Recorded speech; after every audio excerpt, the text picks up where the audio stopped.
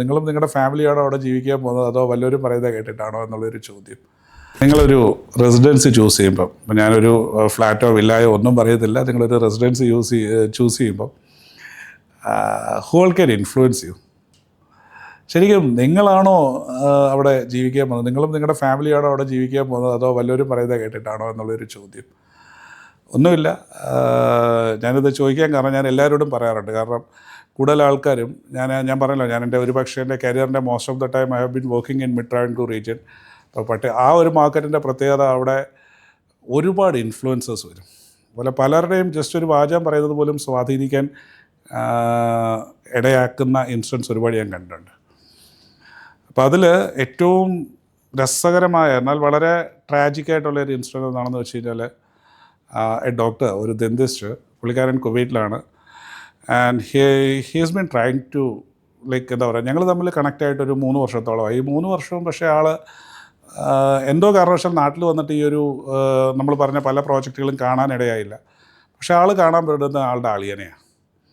Over the phone, over the call, we are very friendly. ഞങ്ങൾ പ്രോജക്റ്റിൻ്റെ details അയച്ചു കൊടുക്കും. പക്ഷേ അളിയൻ വന്ന് കണ്ടിട്ട് he just give a negative impression about this.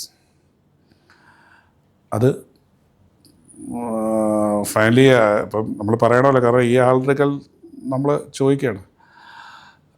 അപ്പോൾ എന്താ പ്രശ്നം എന്ന് പറഞ്ഞു കഴിഞ്ഞാൽ, ഈ ഡോക്ടറുടെ ശരിക്കും തന്നെ ഫൈനലി സംഭവിച്ചൊരു ട്രാജിക് ഇൻസിഡൻറ്റ് എന്തായിരുന്നു എന്ന് പറഞ്ഞു കഴിഞ്ഞാൽ, ആളുടെ അളിയൻ ശരിക്കും ആൾക്കിട്ട് പണി കൊടുക്കുകയായിരുന്നു. കാരണം ഇവർക്ക് നാട്ടിലൊരു ചെറിയൊരു ഫാം ഹൗസോ അങ്ങനെയൊക്കെ ഇവർ സെറ്റ് ചെയ്തിരുന്നു. അപ്പോൾ ആൾ പേടിച്ചു പോയി, ഇതൊക്കെ വിട്ടിട്ട് whether this doctor is going to shift to the city. അപ്പോൾ നാട്ടിൽ വന്നാലും എവിടെ താമസിച്ചില്ലെങ്കിൽ എങ്ങനെയാണ്, അതൊക്കെ ലുക്ക് ആഫ്റ്റർ ചെയ്യാൻ പുള്ളിയാണ് കെയർ ചെയ്യുന്നത്. അതിന് പൈസയൊക്കെ കൊടുക്കുന്നുണ്ട്. അപ്പോൾ അതിൽ ബിക്കോസ് ഇദ്ദേഹത്തിന്, ഈ അളിയനെ വേറെ ലൈക്ക് ബ്രദറിലേക്ക് മറ്റ് വരുമാന മാർഗ്ഗങ്ങളൊന്നുമില്ല. So if this doctor is conveniently going to live in a city, and if he is going to feel that convenience, whether he'll be trying to sell the other things centrally together.